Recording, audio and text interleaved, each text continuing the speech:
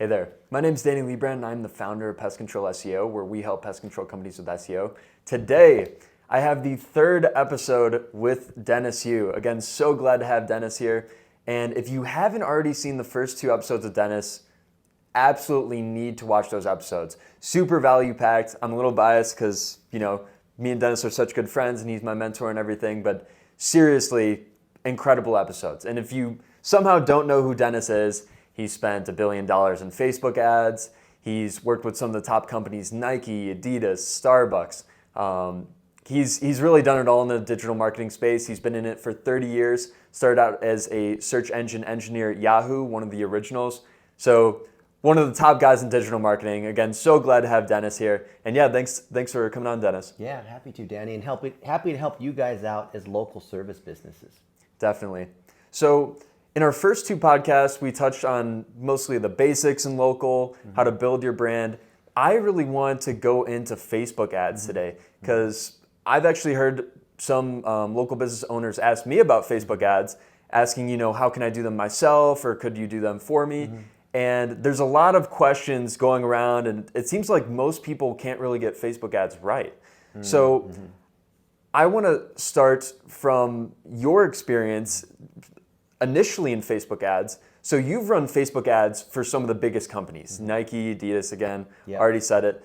So I'd like to ask you, what was that like running Facebook ads for these companies and how does that vary between what you're doing now for local? Okay, so let's say Starbucks gives you $17 million to launch Frappuccino across the whole United States. Or, Nike for the Olympics, we're promoting a new shoe. There's a certain level of professional, world-class creative that you expect to see from those companies. You expect them to make incredible announcements. But if you're a pest control company, you don't expect that. So it's different. And if you try to be a Nike, but you're a pest control company or a plumber, it's not going to work. So I see a lot of companies thinking that advertising on Facebook requires them to come up with this Mad Men, really crazy, amazing, singing, dancing, professional video. Dude, if I'm trying to grow my pest control business in Portland, I should be showing everyday stuff like, here's what's going on with this kind of bug. And here's one of my technicians and we just got a new van. And man, it's really foggy today, but I can still see Mount Hood. All of these kinds of things, Facebook, from an advertising standpoint, is there to deepen the existing authentic relationships and experience that you have. And I've known that ever since May of 2007, which is when I spent my first dollar on Facebook ads. And like you said, Danny, all these big companies that we've done this for, I can tell you all these things, Rosetta Stone, Domino's Pizza, Allstate Insurance, all kinds of stuff for guys who have many, many, many locations. But those guys are playing in TV land, brand, Super Bowl commercials. What about the business that has one location? And they're not doing something sexy. They're not launching this new lightweight shoe that helped break the marathon world record. Like Kipchoge ran sub 2 hours in the marathon, and that's a whole thing. But what if you don't have cool, exciting, singing, dancing, celebrity kind of stuff? Then you merely look at what's been working organically on Facebook. So Pure Plumbing, friends of mine in Vegas, they're celebrating that one of their people just had a wedding anniversary, or so-and-so did something in town, or things that just show how human you are. And the things that have done the best, and you should look at what's worked for you organically on Facebook. The things that have done the best are those that we want to use ads to amplify. So the best thing, the biggest mistake I see of people trying to run ads on Facebook is they don't start with the signal of what has worked best organically. Because then you can boost those, you can turn them into ads, you can generate phone calls, you can get people to visit you. There's all kinds of things that you can do if that initial organic signal is there. If that organic signal is not there, if it's a coupon, $25 off your first service or whatever it is, I mean, that might drive leads, phone calls, form fills, but that's not the right way to do Facebook. And because most people get that one thing wrong, it doesn't matter who does your ads or how good the video is or how complex the campaign structure is. It doesn't matter increasingly if you don't have the content right. So I've seen huge companies and they've got, I mean, I could tell you some of the stuff that we've done with Nike. They have whole creative agencies and then they give that stuff to us to run the ads and do the analytics. I would never be able to touch that. The good news is you don't have to either. Definitely. I agree so much. And we can already see how well a post is doing just by the organic performance. Yeah. So maybe you're posting once a week and maybe you get 5 likes a post and then boom, one gets 20 likes. Yeah. You right away, you don't even have to look at the engagement rate. You don't have to look at anything crazy. You know when a post is performing well. Yeah. So instead of just leaving it there and just being like, oh, we did such a great job, actually putting money towards that post. Yeah. And you are going to get way more money out of what you're putting into that ad. And that is essentially your whole dollar a day strategy. Yeah. Right? So Randy's a plumbing apprentice and he works for Roger. And they were celebrating something that had nothing to do with plumbing necessarily. And that post did really well because people were congratulating him. They grew up in Dallas. All these things have happened. And what we're looking for is the 10% rule.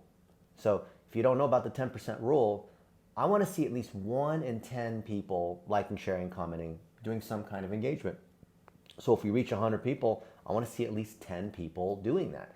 Go back through all of your posts, could be years ago. And if you're over the 10%, then that's a candidate for boosting or turning into an ad or repurposing or doing something else with that. And if you don't hit that 10%, no amount of advertising is going to be able to overcome failure there.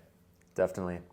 Another thing I wanted to ask you is I feel like most local businesses that are running Facebook ads, they're usually running bottom of funnel. It's super like, call now, we want to have you as a customer, here's a discount, here's an offer. Yeah. Should companies also be running top of funnel and middle funnel ads as well? Should they? Imagine, I'm a girl and I come up to you and I say, hey, would you like to marry me? You've never met. That's the very first thing you hear. Yeah. Right? If you proposition people, first time, not building relationships, not saying hello, not figuring out mutual friends or what they like or going on a date, but hey, would you like to get married? That used to work on Facebook 15 years ago. But today what works is you have to build the 3 stages in the funnel. And those are called awareness, consideration, and conversion. And there's a reason why those are the same stages. Google names it awareness, consideration, conversion. Twitter names it awareness, consideration, conversion. LinkedIn calls it awareness, consideration, conversion. Why? Because you have to build that initial awareness of who you are, what you stand for, what you're, just that they see you several times. And then something about the expertise, about a deeper meaning, about a neighbor they helped, about different things that happen in your city, for example, right? And you take the little league team out and pay for pizza, whatever it might be, right? Just things that show you're a part of the community, this is what you do. And then when you stack these different pieces and allow Facebook to figure out what content to show, that's the whole point of the newsfeed, right? Let Facebook determine that. Don't try to force it. Then when it's time to sell, then when there's a broken air conditioner, then when we have a problem with ants, then when whatever it is, people view you as a local celebrity. We did some research together with Facebook. Do you know, Danny, how many touches it takes? How many times they have to see you across social media before they buy? I think you said it was 50 or 60? 60. Now, you guys might remember from traditional advertising, you've heard the rule of 6, where you have to hit them 6 times on TV or direct mail them 6 times. So you might think that applies to digital. It's 60 now. So do you have 60 pieces of content of what you've done? Take the stuff that's worked for you before. Because if you're a local service business, the odds are you're fixing toilets, you're still fixing toilets. That doesn't really change, right?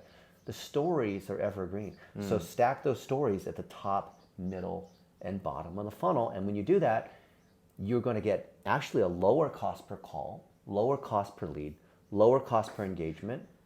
And if you don't do that and you do what everyone else is doing, look at here's kind of like the canary in the coal mine. Look at what your average CPM is. And I bet you it's above $80. And some of you guys are paying over $100. What does that mean?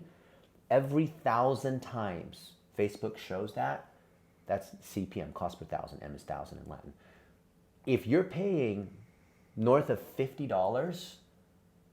Facebook's saying you are flooring your car accelerator with the e-brake on. They're actively telling you your engagement rate is so low, people don't like your content, but if you're willing to just force your way through and pay, they're happy to take your money. But we see our averages are probably $15 to $20 CPMs. Now, obviously the cost per call, cost per lead, getting customers is the most important thing, but the diagnostic metric is what are we paying for that traffic? Because that's a signal that Facebook is telling us, like, are we engaging, or are they? Because it used to be that they would just turn your ad off 10 years ago. And Google was the same thing. They would just say your quality score went from a 7 to a 3 to a 2 or to a 1. We'll still run your ad at a quality score of 1. That's what they do now. It used to be Facebook and Google, which were like Coke and Pepsi. They had 70% of the market. They would say, nope, the ads were so bad, the engagement was so low, the negative feedback was so high that your ad just gets shut down. And people would say, well, I spent money on ads or whatever, and then they're not showing anymore. And that's because the quality score was too low.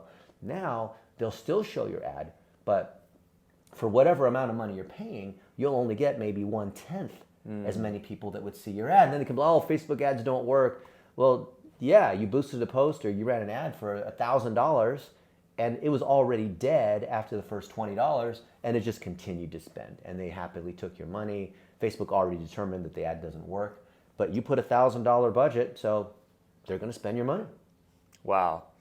I think that is actually really mind-blowing. I think very few people know about that Facebook is just going to spend your money regardless, but if it's not performing, they're just going to spend more of your money in putting less ads out. You told them to, yeah. Your quality score sucks. Now, relevant score is the Facebook equivalent to quality score, right? Why? The same engineers that did quality score did relevant score. I was one of the engineers on quality score. So what is it that goes into quality score? If you want to succeed in Facebook advertising and not piss off the algorithm, you need to understand quality score and how it fits in the relevance score. Now, if you're a local service business, you're like, this whole internet stuff is really too difficult for me. Think of it this way. If you were Google, we're going to start with Google and then show how the same thing is true on Facebook. If you're Google and someone's giving you money to run ads, you're advertising, right? You're a pest control company, and you're trying to hit people in your neighborhood who have bug problems. Well, they're trying to determine how much of a fit there is between those two on a scale of 1 to 10. So what kinds of factors do you think go into quality score? If you're the search engine, you're the network serving the ads, what factors go in the quality score? What are they? Maybe how close you are, maybe if you have mutual friends with them. Yeah. All those kinds of factors, I'm sure you could list them. So the number one factor is click-through rate. Because click-through rate is basically the general sign of engagement. So if people are engaging positively, negatively, whatever, that's a sign that there's some kind of relevance or immediacy or it got their attention somehow, positively or negatively, like people are engaging. And the whole news feed and the same thing for Google's algorithm on showing search results are based on the same thing. With the DOJ data that leaked, Google had to reveal that click-based data was more important than like backlinks and these other sorts of things. And then the recent data leak from 2 weeks ago basically confirmed the same thing on the 1,400 variables, that whole kind of thing.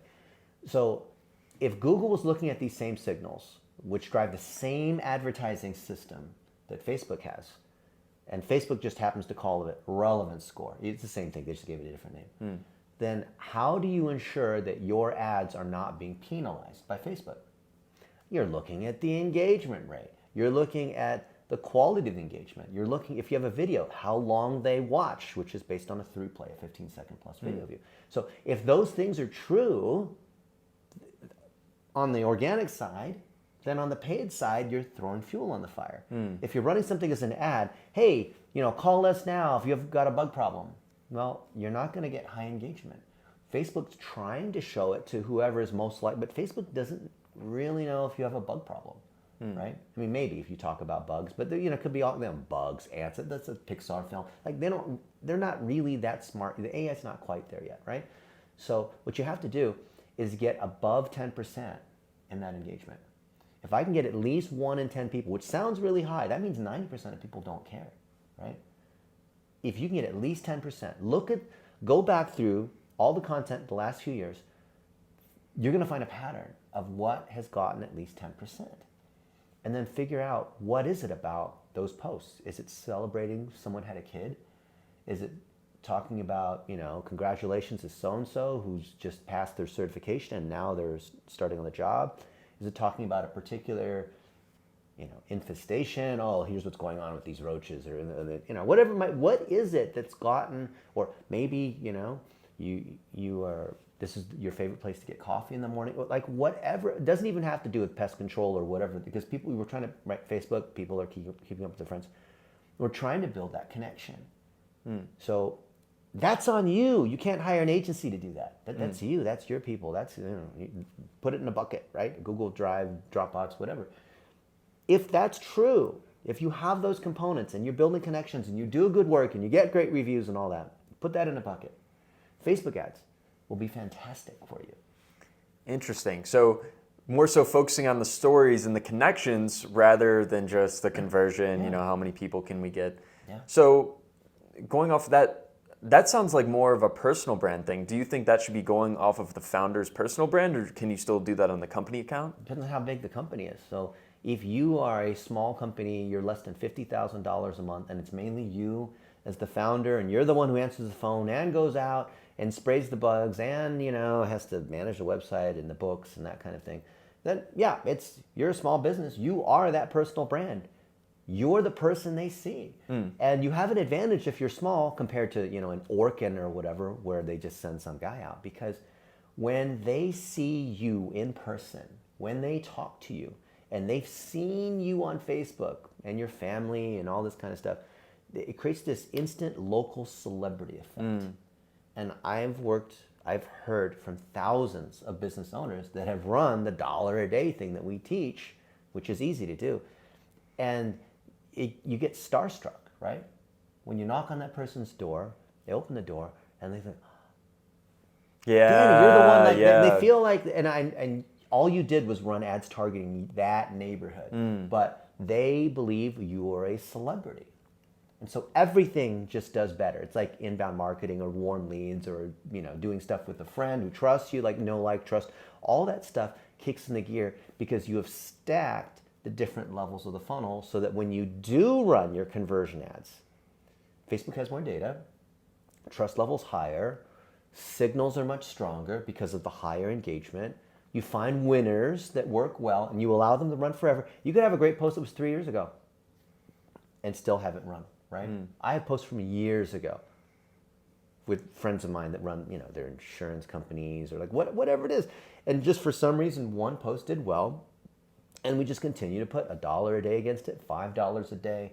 You really can't go above $10 a day per post, unless it's like Manhattan or something, right? But, like real estate agents we've done this for, they tell the story about, there's this family and they struggled, but eventually something good happened and they got this house. And so other people, I really identify with Tim and, what he did. And so people, everything on Facebook is really around storytelling. And when you see stories of people that when you see locations that are mentioned at the mall, like, I go to that. I was just at that mall, yesterday. Or that Costco, I go there all the time. So when the elements in the story are things that your potential clients, customers see, they feel closer to you. It's literally that simple. It's not some technical, like I'm a search engine engineer, so I can go into like the technical aspects of how exactly the news feed works and edge rank and that kind of thing. But it's literally as simple as, can you tell stories that people will identify with? Because if they have a bug problem, if their car is broken, if they got sued, if they, the whole thing with local businesses, people have a problem, right? That's unfortunate, like someone has a problem. If they can identify with other people who share that same problem, and it's not just that they have ants, right? Fine, you can make all kinds of videos about ants, but it's maybe Martha, and she's a single mom, and she's got an ant problem. And other Marthas will identify with that versus Tom, right? Tom's different because so Tom and Martha both have ant problems, but because you're sharing different angles of different people who have that same problem and different neighborhoods within your town, the combination of those stories, you can tell the same ant problem story over and over again. It could even be with the same kind of person, but one's in Gulf, Illinois, and another one's in Oak Brook, and another one's in, whatever neighborhood, suburb, right? Now you've got different combinations retelling the same kind of story, different technicians that you have, or why you started a pest control company, right? Oh, but that's not interesting. No one wants to hear about it. Business owners say that all the time.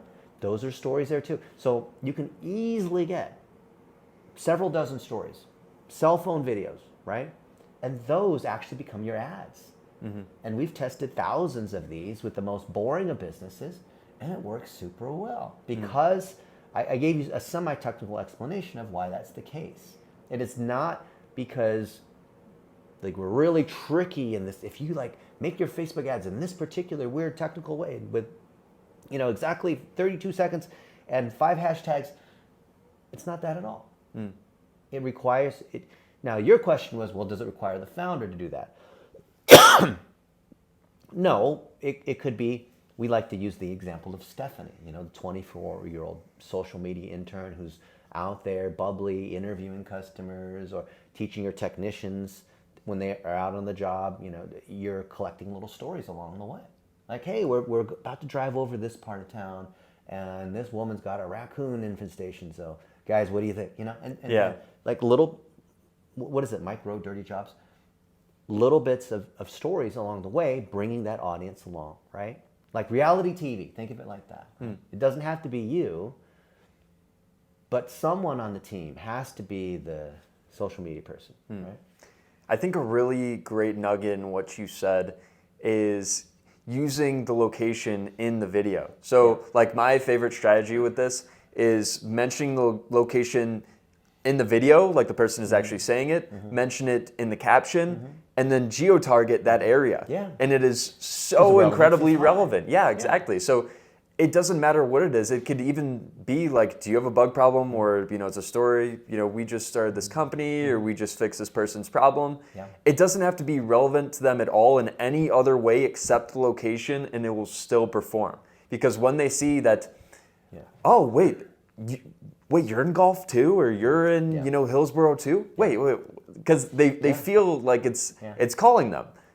So I really like that as well, and you can keep your ad spend pretty low because now you're only targeting that very small area. Yeah, you can't even spend that much, and the testing and targeting is very easy. So a friend of mine, Brady Sticker, you met him, runs a 7-figure agency serving churches.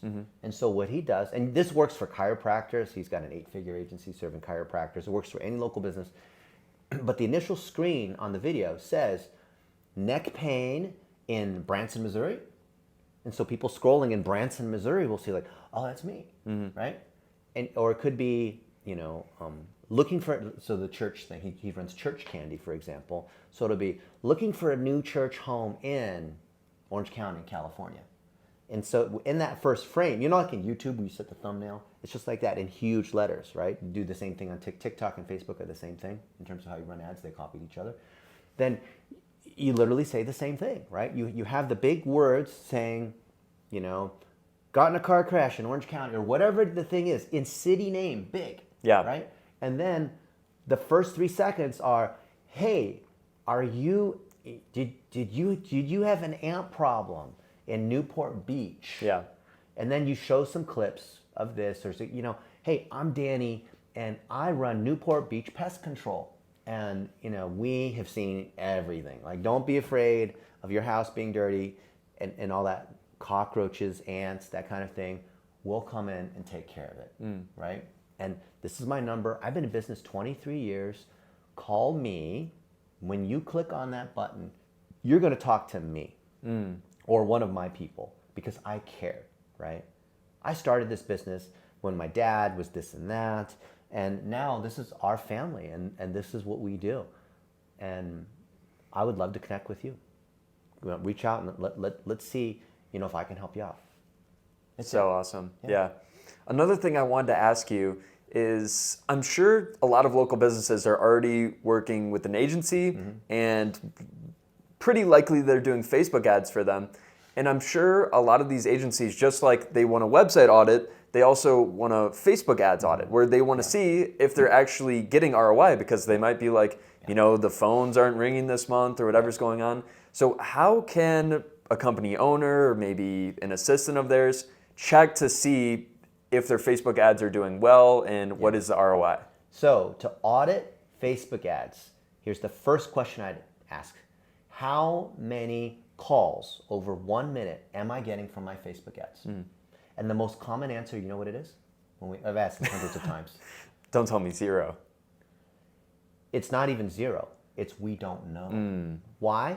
Because they didn't tie their call rail or whatever system their Service Titan, they haven't tied their call tracking system, we call this digital plumbing, tying all the data together, to the Facebook ads. So there are companies like LeadsBridge. I'm involved in all these companies, so full disclosure, that specialize just in connecting Facebook lead data with your CRM, or maybe it's a HubSpot, or you have some weird plugin on WordPress, like they're House Call Pro, whatever it is.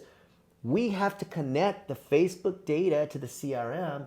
Guess what? There's this thing which is technical called the conversion API, which Facebook will pass that data back to the CRM and vice versa. So when you pass the CRM data to Facebook and you run ads, and now Facebook can see of the people who engaged. Could be some random post like, hey, so-and-so just got married, awesome. But then 2 or 3 months later, that person who saw that ad became a client. Even if they didn't see another Facebook ad, but later they became a client, pass that signal back to Facebook. Do you think Facebook can do a better job with their advertising if you're passing back the data of who's becoming a customer? Of course. Including uploading your custom audiences, which are existing customers, people who didn't come through Facebook, but your existing CRM, if you pass that through your last 5 years of customers and whatnot, and you give that data to Facebook saying, these are my customers, find other people just like that. Now you're connecting the data with the content and the engagement, and now the system is working on your behalf. If you don't connect the data, then Facebook's just in the dark like, well, I'll just, whatever goes most viral, like, oh, they posted a picture of a puppy, the dog had new puppies, well, that got high engagement. Did it get you any pest control clients? So the number one question is, how many calls am I getting through Facebook? And sort of the question 0 is, did you even connect the data to see whether that was possible? 90% of folks, oh, well, we do social media, right? We're not there to, like, whatever happens with the phone, if that it turns into a customer or not, like, that's not on us. We're here to, like, sing and dance and post on your Twitter 5 times a day, or like, really? Last I checked, you are a local service business owner, not a social media celebrity. You're not trying to go for 100,000 followers. You're trying to make the phone ring, right? So why don't you take the phone ringing signal and pass that to Google and Facebook and LinkedIn and Twitter, and just pass it all over to them and say, I'm going to put money in your machine and content. I'm tying my data together. Now system, work on my behalf. So awesome. So valuable. I think that was a true value bomb. And most people don't know how to track properly. So, yeah. I mean, where do you start with the tracking? Do you have to get LeadsBridge? Because I feel like everything that you're saying almost sounds like a foreign language to someone like a local business owner. It is, but it's so easy. It's this easy. Have you ever heard follow the money? Yeah. Right? Start with the money. Forget this, edge rank and click-through rate and hashtags and views and like all this like weird, backlinks and Ahrefs and whatever. Start with where you are making the money. What is the system you log into where you see customers that are phone calls that get turned into, you have to go out and get quotes and schedule jobs, and the thing that makes you money, your CRM, right? Start there. And that company, provided it wasn't one that you built yourself. We've seen some big companies where they built their own Dracula kind of whatever Frankenstein thing. But if you're using one of the major systems, I can't name them all, there's a lot, right? Then it's on that system to build the connections back to your website, which should be WordPress, to Google. They also have a conversion API, which is going away soon. It's not public. To Facebook, to Twitter, like it is on the CRM. You're paying some kind of monthly fee to use some sort of CRM or some kind of call tracking. If you're using a major system, they probably have integrations already built, but your social media person has no idea that these things exist. Your website person doesn't know because they just build the website. Your agency, they're doing whatever they're doing, but they don't 99% of the time They don't get into the nitty gritty of it. It's a little, it's a little sausage making. To connect, it's not that hard, but you have to technically know kind of what you're doing to connect this data back to wherever the money's being spent. So this whole thing we call digital plumbing. And I see these people, they're SEO experts, they're Facebook ads experts, they do Google PPC or whatever it is they say they do. They go viral. I don't know. They give themselves all kinds of names and they say, I just focus on Facebook ads. I don't worry about this. Like what CRM stuff, that's all this integration technical stuff. I just post on your Twitter 3 times a week. And as long as I check the box saying I made 5 posts on Twitter and 3 posts on Facebook and whatever it is, then I did my job. No, you only do your job if you make the phone ring. That's it. It's very easy to measure. Is my phone ringing? And can I clearly tie it back to the activities that all these other people, my in-house team, the different agencies I have, can I tie it back? Are they holding themselves accountable to the same metrics I care about? Maybe you have a CFO, let's say it's your wife, right? Are those the same metrics? If they're not, you're going to have all kinds of chaos and confusion. Do you have a favorite CRM for local, and does it matter that much? Like if someone's using a random one? Okay. I like Service Titan and Salesforce, but those are typically for companies that are over $10 million. And then that comes with, there's pros and cons to all these things, right? All of these CRMs are the same thing. Basically, there's the idea that there's a call, and then that call can go through potentially different levels of like how quality that lead is, that then turns into like a quote and or a job and a customer paying. Like there could be multiple steps involved there. Like in legal, they have this whole thing called intake, where you have to categorize what kind of car accident it was. Do you refer it out? Are there policy limits? Do you take it to trial? Like there's all this kind of stuff. Like their stuff is like super complex. So they have tools like Lead Docket or other tools that are super fancy that are just for legal. And there are ones that are just for pool companies, or maybe you are a painting concrete company and you're using drip jobs. Like that's the one for that industry, because there's some nuances in what happens with painting companies. But like the majority of these CRMs are all kind of about the same. It just happens to be that it's fractured because every industry, like pest control, will have a couple CRMs that are kind of specific to pest control, right? Yeah. But the concept of a CRM where you have a contact that becomes a lead, that becomes like a quote, and then there's money being paid, and then there's like maybe a recurring subscription or something like that. That's exactly the same. The data model behind that's exactly the same. Therefore, passing that data back to Facebook and Google and whatever is actually the same thing. Awesome.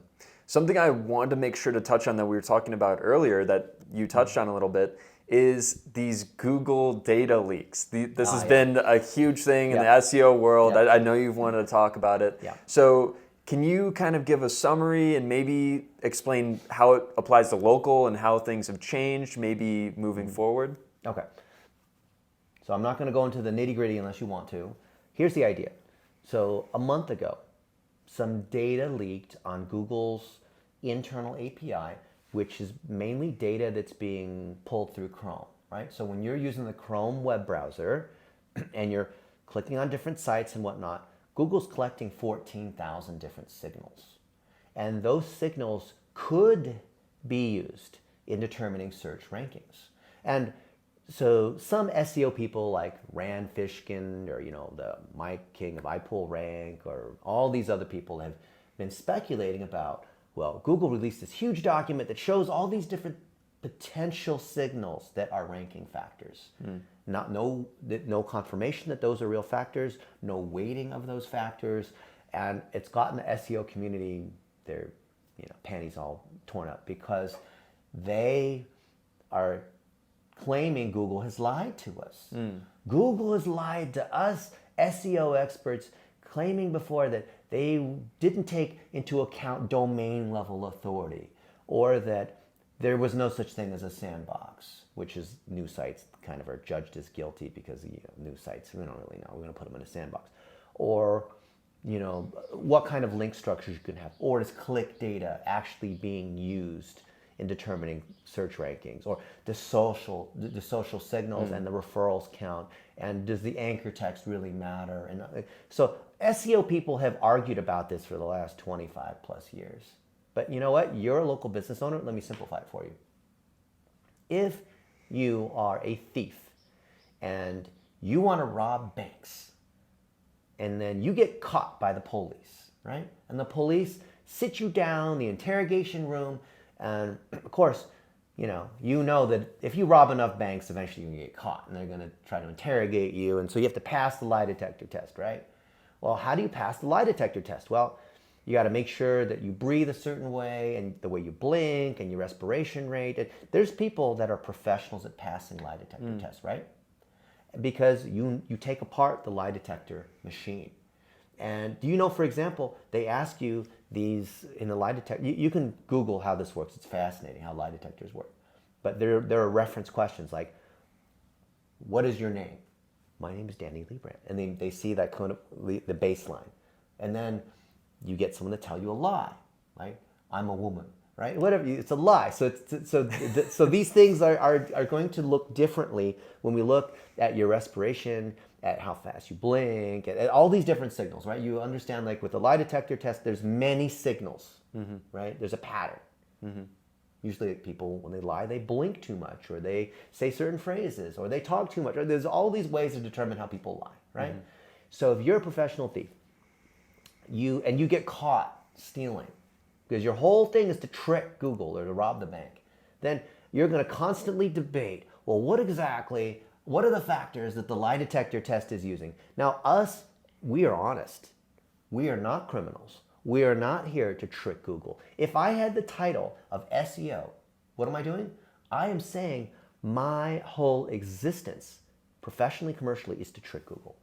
I'm telling Google, I'm here to trick you. I get paid by these clients for tricking you. And Google, and me as a search engine engineer of a long time ago, I would look upon these people as bandits. Because their whole, they don't pay us.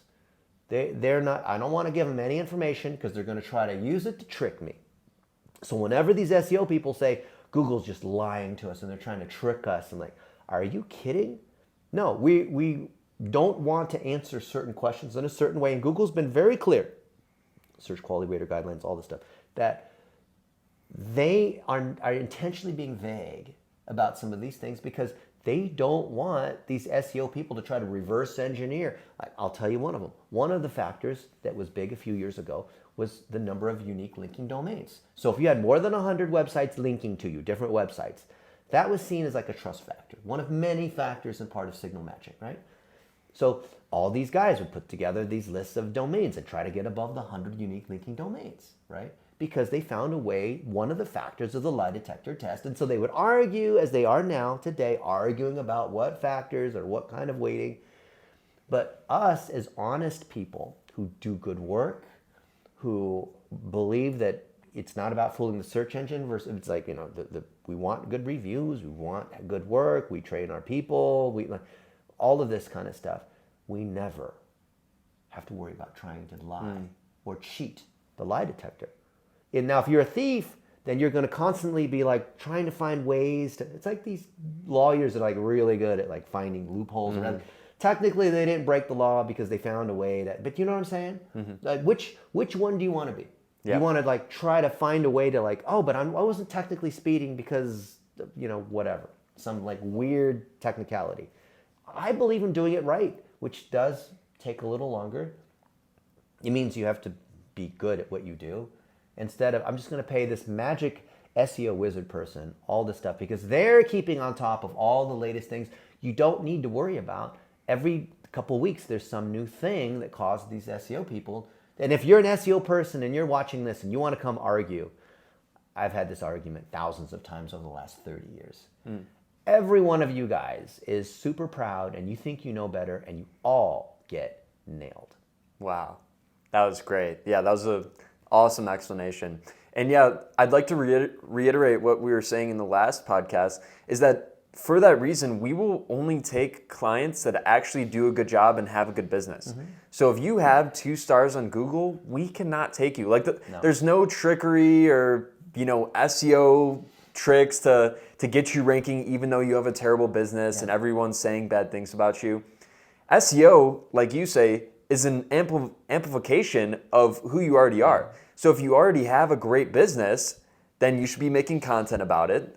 Maybe you're on the field or maybe you're telling the stories like we were talking about. And then amplification from there, putting money towards all of that content.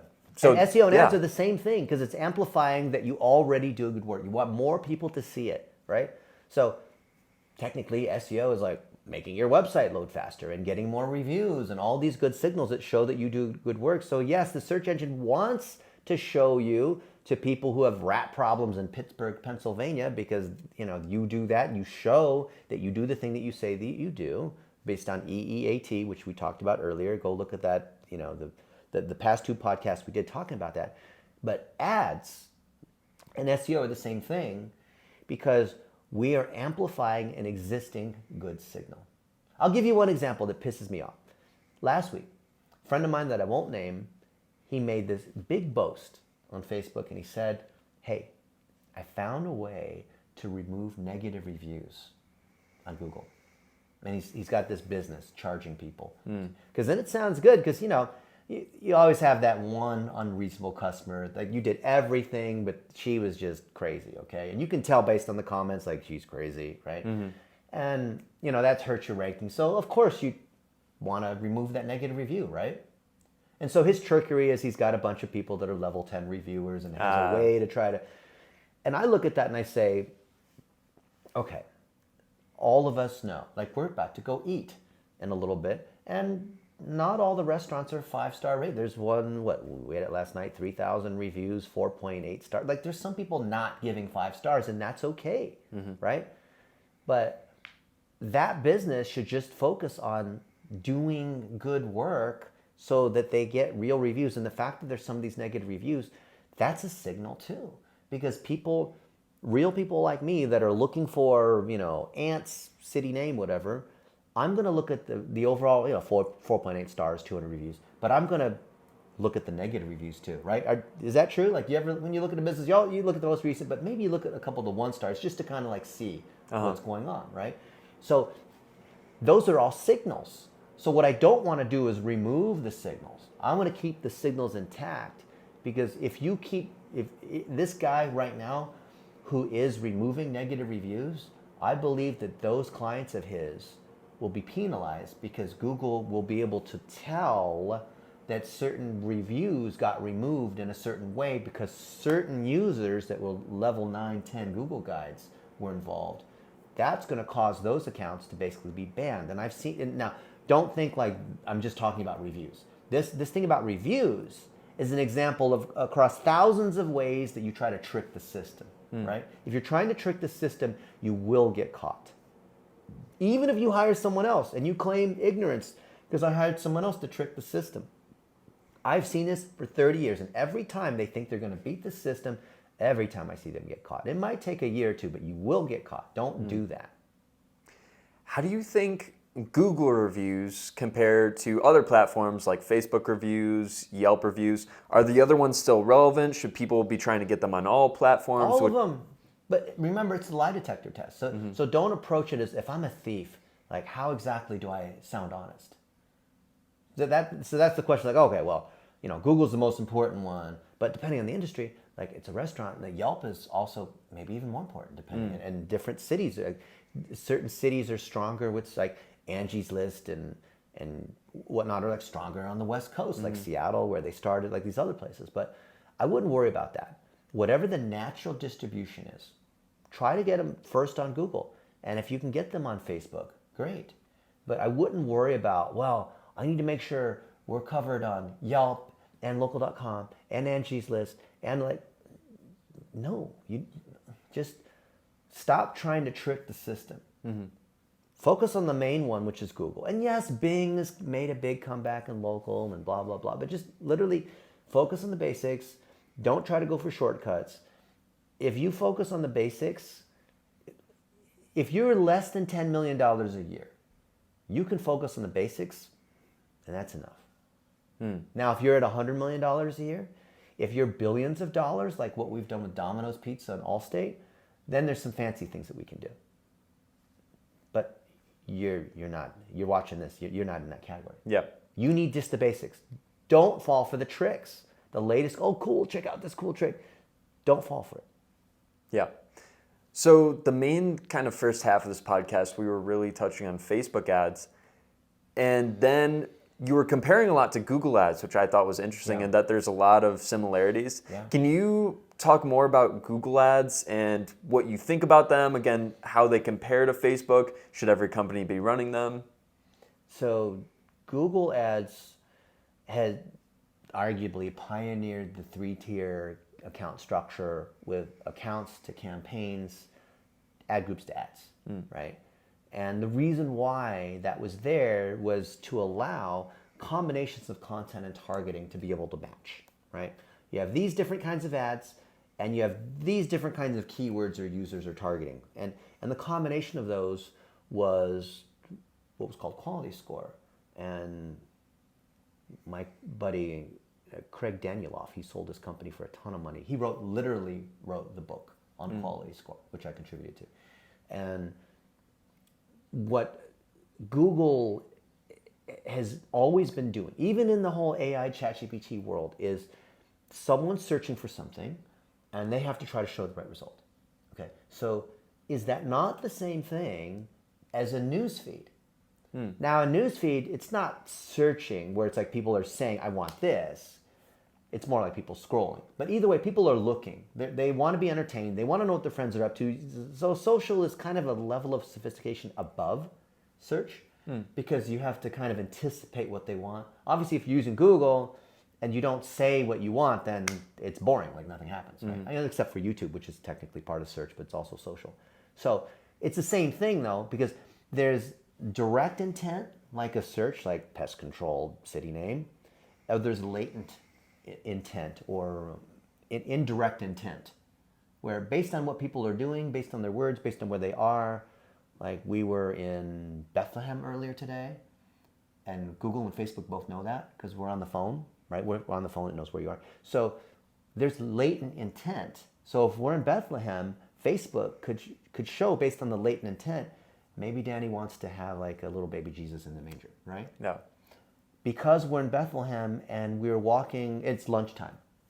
It'll start showing ads like, hey, this is a place you might want to have lunch for this. Or you might want, but you see there's so many signals, whether it's search or social or wherever it comes from, these are all intent signals.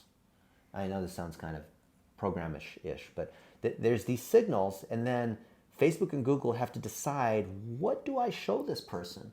Now, the first thing they have to do is show the best organic result because that's what people expect. But what's happened in the last 2 years, and increasingly because of this ChatGPT thing, is do a search on your main keyword, whatever the thing is, right? You know, pest control San Diego, whatever it is, and tell me, how far do you have to go to get to the first organic result? And above the fold, meaning before you have to scroll, what percent of the real estate is occupied by ads in local? It's really high, and sometimes it's 100% because of LSA, local service ads, and Google ads, and YouTube, and other things that are in there, right? Map-based shopping results. All these things now have crowded out so that search is largely a paid game.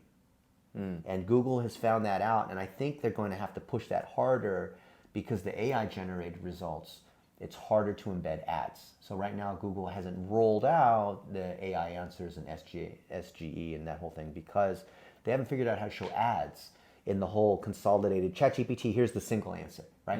The reason why ChatGPT's taken off is that it provides a consolidated answer. Here's the one answer. I don't have to look at 10 links. I'm sort of like combining it into the one answer, right? That's what people want. Yeah.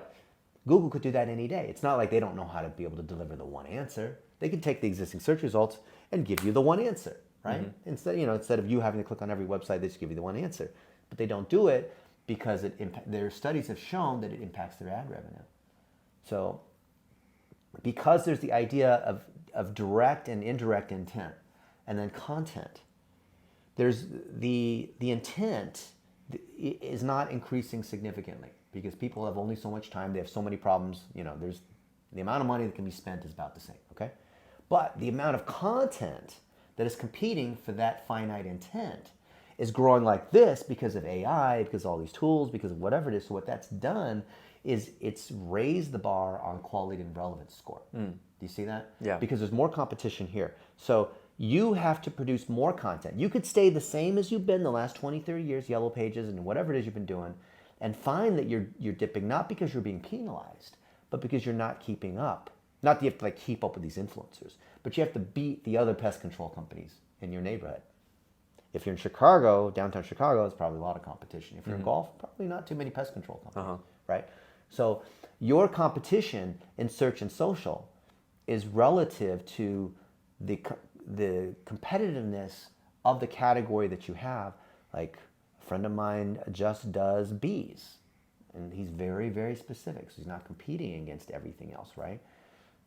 And he's also just in like South Carolina or wherever it is. It's not very competitive. Small business. He's happy with where things are. Awesome, right? He can win.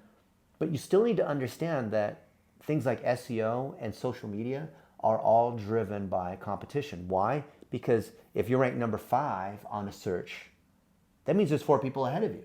Right? By definition, SEO is competition. I don't think people realize that. Yeah. Like if you want to get to number 1 and you're number 5 right now, you have to knock out the other 4 people on that particular query or from that particular IP address. Yeah. And that's exactly why we don't take clients in the same area, because we don't want to promise one client, hey, okay, we'll rank you number 1, no problem. And then the next client comes around, they're in the same area. Oh, okay, well, we already have a client here, we'll rank you number 2. Yeah. Maybe we'll get you number 1 for this other keyword. Then another client, number 3, then number 4, number 5. It gets to a point where it's not worth it at all. And really, if you're not in the top 3 especially, you're getting almost no traffic from it, especially if it's a geo-modified term. So 100% agree in that as well. And I wanted to ask, where does YouTube play into this? Because you were kind of hinting that YouTube is almost like the middle ground in between this. We know that Google owns YouTube, and YouTube is a search engine, but it's also a social platform. How does it play in between the two? So if you breed a horse and a donkey, you get a mule, right? Yeah. And it sort of has characteristics of both. So arguably, YouTube is the number 2 social media platform after Facebook. It's huge. If you look at watch time and all that, it's actually number 1. It's ahead of all these other ones. I think it's right up there with Netflix, 4 hours a day, something ridiculous, right? But because it's part of search and it shares the same infrastructure, because Google shares everything across Gmail and search and whatever, whether or not they mix the data, it's the same like physical servers, and like, hey, they have to, right? They have to do that. So it's part of search. So when you do a search now, and this is even back to 2012 when they released the knowledge graph and all that, you see a variety of results, right? So when we search best restaurant, Jerusalem, which is where we're right now, we're going to see reviews from other people. We're going to see YouTube. We're going to see map results. We're going to see like forums and discussions, which is the new thing. We're going to see clips from different YouTube videos. We might see a knowledge panel or 2, which can be pulled from YouTube as well. We're going to see a whole range of these things. So YouTube is a horse and a donkey because in the short run, YouTube functions as a social media platform. Why? Because when you have a release, all these people tune in to the next video that Mr. Beast has and gets 20 million views in the first 24 hours, right? So it looks like a social media network because you have that initial bump of traffic, of new content, and YouTube is a news feed. Because the majority, I forgot the number, but something ridiculous, like 65 to 70% of videos are driven by related videos on the side. So when you watch one video and then you see the other videos, and then you go into this YouTube hell where you just keep watching videos and 2 hours go by. The majority of YouTube videos are not driven by a search, are not driven by someone searching on Google and then going to YouTube. It's from people coming to YouTube because it's time for me to have my meal. So when I get my 30 minutes of watching YouTube, right? Or whatever the reason is for people like, okay, I'm gonna go to YouTube. That's my YouTube time. I get my 40 minutes or my TikTok time or whatever it is, right? And people go there wanting to consume content, right? So the majority of content is algorithmically suggested by what you are engaging on. And so YouTube's very good at figuring that out. So in the short run, in the short run, that should be edited out. In the short run, YouTube looks like a social network. But in the long run, it's actually more a search engine. Why? Because videos can continue to build power over time and continue to show up in different searches. If I make a tweet, how likely am I going to get any power off that tweet after a day has gone by? Or a year later, or 10 years later? None. I have videos that are 10 years old that are doing better today than they were 10 years ago. Wow.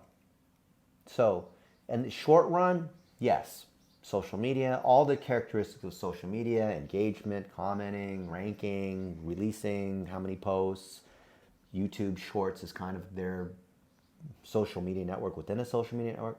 But I really think YouTube, this is like, great taste, less filling, and people want to argue, but I think that YouTube is actually more of a search engine because the majority of the traffic is driven by engagement on timeless content. So especially if you're a local you're a local business, the way you fix a toilet is going to be the same way you fixed a toilet 20 years ago as it is 5, even with AI, it's still going to be the same thing, right?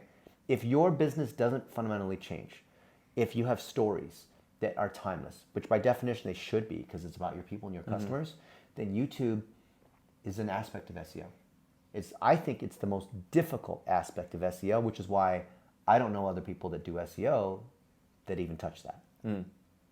So I'd like to get really tactical here for a second on YouTube. Yeah. What exactly should local business owners be doing for YouTube? Should they be doing tutorials of every single thing that they do? Should they record 5 stories? Like, I feel like we need to get into the nitty-gritty of what exactly should they do on YouTube. Okay, I'll answer this question 2 ways. So I have a friend. Everything I give is based on real examples. I'm not just like making stuff up. So I have a real estate agent, broker that I coach in Dallas. And he created a YouTube channel called Living in Dallas, Texas. And there's different suburbs within Dallas. So he goes to Plano. He says, this is Plano. They're building a new high school over here. Here's the mall. This part of town is sort of where the young hipsters hang out. This part is where this. And so he's gone from town to town, and he's talked about what's going on in that town so that when people are looking for homes or whatever, because they're trying to research, like, should I get a house in Dallas, or, do I want to drive 45 minutes on the tollway? I can get a bigger house, but I now have to drive to get into downtown if I work there. And so all the issues that a homeowner who's looking to buy or sell is going through, he's talking about that from Frisco, from Irving, from Oak Cliff, from all the different suburbs within Dallas. And if you go to his channel, you can see that he's made tons and tons of videos. Now, his first videos were just walk and talk cell phone videos. In the background, you could see there's the mall. You could see there's the school that's being built. You could see there's this restaurant. You could see, and this part of town gets really crowded Friday night because this is when, whatever. He's talking about stuff as if he were giving a tour to somebody that he'd take around. No, look at this house. Let's look at that house, right? As a real estate agent. Now, if you are a pest control company, you would do the same thing. You would be showing kind of a day in the life of a technician. You would be showing examples of, okay, now we're taking care of ants, or now we have this issue with, whatever, we're fumigating the house, or whatever. You're talking about these things so that potential customers who are looking for, in the same way they're looking for houses, they're looking to get rid of the roaches, they're looking for whatever that is. YouTube is the easiest way to rank when Pest Control Portland is a very difficult term to rank on in regular search. YouTube is an example of a featured snippet. We were saying earlier that there's map results, there's YouTube, there's social, there's community, there's all, top ads, bottom ads, knowledge panels. There's all these different ways. So the way I think about YouTube is it's a subset of the bigger picture. So if I want to make a bunch of videos, I'm going to actually make the same videos that I have for Facebook as I would for Twitter or YouTube or Instagram or whatnot. I'm not doing something different for YouTube. Why? Because I can take the same content and then I'm going to repurpose it for longer form in YouTube and then start with a thumbnail and a YouTube-like thumbnail.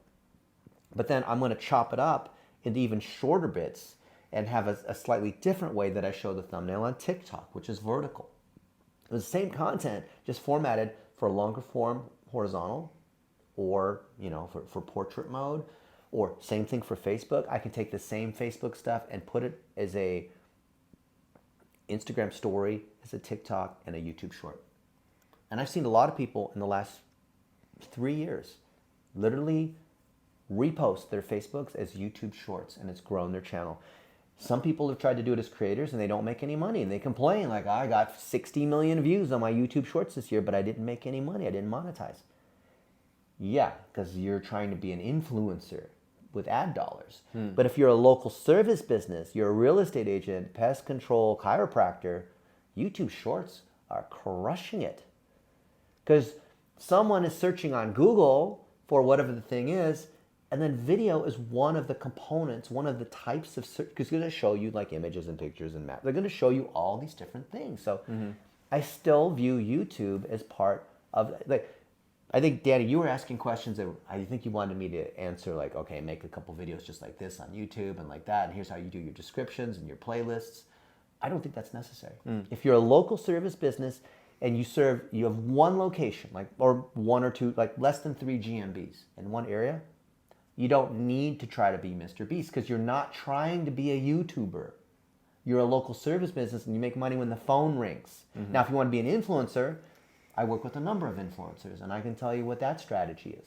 But I don't think that applies to you guys. If you're watching this with Danny, I don't think you want to be an influencer unless you just have this huge ego. Interesting.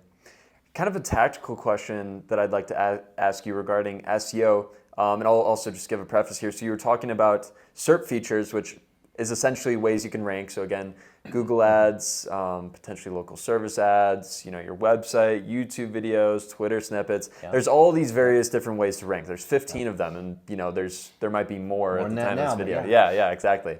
So there's all of these different ways to rank, and when you look at a tool like Ahrefs or SEMrush, you can see around how many SERP features that you are ranking on. So let's say you're ranking on 5 SERP features.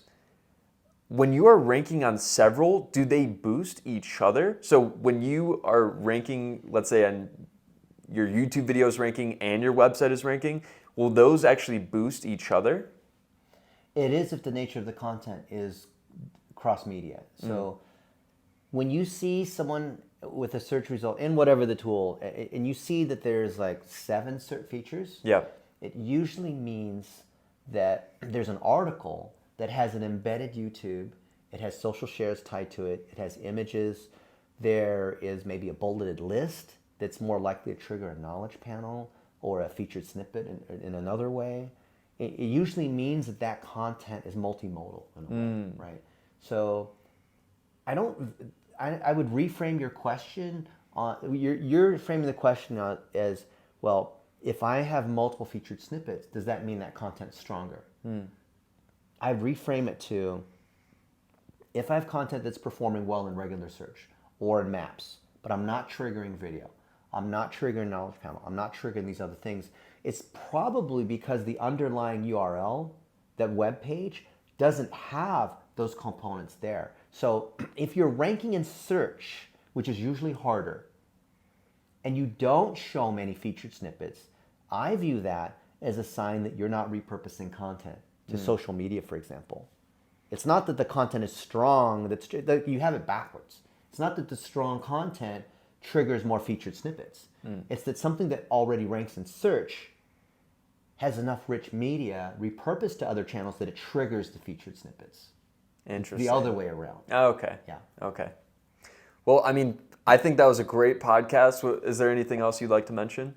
If you're all the way here at this end, then my hat's off to you, and I'm proud of you. I'm glad that you're following this guy.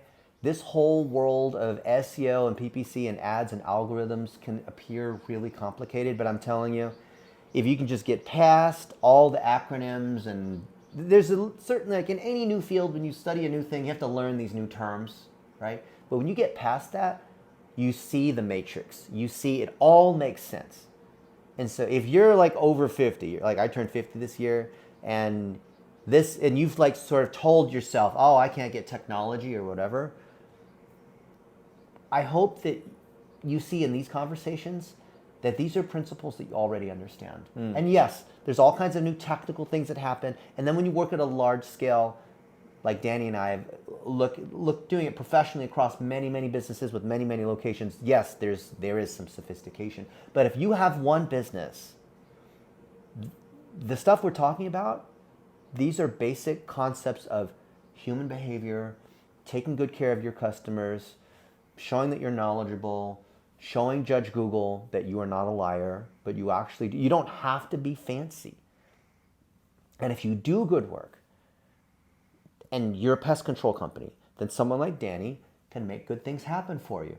If you have bad reviews, if you're brand new, if you're struggling, if your technicians don't do a good job, if you don't answer the phone, if any of these things are true, don't hire Danny. I hope Danny takes this snippet and pulls it out. If your business sucks and you believe you need marketing, I don't think you should work with this guy. Go to that other guy who removes the negative reviews. Go to the person who promises SEO just amazing heaven results off of a business that doesn't have many reviews and does a bad job. That's the big thing that I want you to be able to take away. It's easy to get caught on the little details about, the Google data leak and discussing the nuances of that. But if you understand the big picture of what Danny and I have been discussing, I would love to hear your comment. I'd love to hear, what do you think about this? I'd love to hear questions, like comment below. Wherever this is being posted, as an article or a video or whatever it is, I want to hear what you guys think. Definitely. Yeah, that was so great, Dennis. And just do great work. Stop listening to people that are saying, we'll do SEO, especially SEO agencies. I'm sure there are at least a few SEO guys watching this. Yeah. Almost every single guy that I see in the space is trying to find the latest trick and how can we get more backlinks and how can we need a few more keywords here and there. It's not about that. It's all of that is trickery, like we've been saying. Yeah. You actually want to have good content and then find how you can boost that. So either putting money towards it or maybe having other people affiliate or whatever it is. But actually doing good work and having good content, not trying to trick anyone, especially tricking Google. Because you may be able to trick some people, maybe like the guys on the street in Jerusalem that are trying to trick us into taking a cab ride or buying this artifact that was supposedly 300 years ago. They might be able to trick us and they might be able to trick other people. But if you think that you can trick Google, I think you are badly mistaken. Yeah. And it's only getting worse. We could go on for hours. AI is so smart they can catch you now. Yeah. So really, I'd say the moral is do good work, make good content, and be a good person. We don't want to take on bad people that are just trying to scam people and be a bad business owner. We want to take on good people. So yes, if that is you, then please go ahead and comment below. Let us know what you think. I'd love to hear it, and I read and reply to every single comment. And also, I will leave a link in the description to book a free audit. So if you are a pest control company owner, would love to look at your website, Facebook ads, all of your digital marketing to show you what's going on with your company. Again, there's no strings attached. We seriously just want to help out. Thanks again so much for coming on, Dennis. And again, if you haven't seen either of the two previous podcasts with Dennis, they are must watch. I'm not just saying that, they are great podcasts. So go ahead and watch those if you haven't already. And thanks so much for coming on, Dennis. It's been a pleasure. Awesome, Mr. Dan. Yeah. Looking forward to hearing your thoughts. See you guys. Yeah. Have a good one.